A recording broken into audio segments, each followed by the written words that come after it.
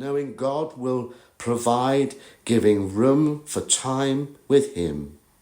The same as we saw Abraham came out of his country with all his family, and God spoke to him, and he had time for God. He built an altar. And that is what we do. Our life, our worship to him is an altar God is building through you and I. Why is he building that altar? Because sometimes that altar has to receive fire from above. And you are that altar. You are that offering. You are what it says in Romans 12, 1 and 2. And so we know that God will provide.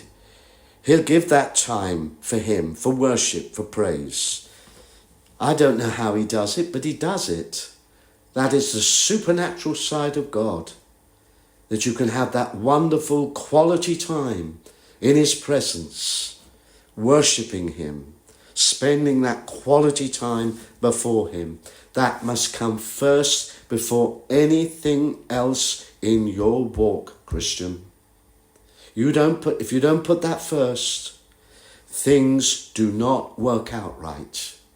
God will not take second best. We can rejoice when we see God blessing a saint for their labour, for their belief, or their stand of faith, or enduring in faith. We can praise and worship the Lord with them as well. Why? Because it's a comfort to those going through the trials. And if you follow godliness with contentment, which is great gain, you will instinctively do these things and not have to be told to do it, because you're hearing what God is saying. You're picking up your Father's heart. There are many, many needs, and God wants us to be sensitive and open, but to be led by the Spirit in which we do, to walk like Jesus did. The needs that Jesus met each day were phenomenal in his walk, but he knew what his Father was saying and the leading of what his Father was saying. And that is what we have to come to. We cannot be led by our emotions. We have to be led by faith and the will of God.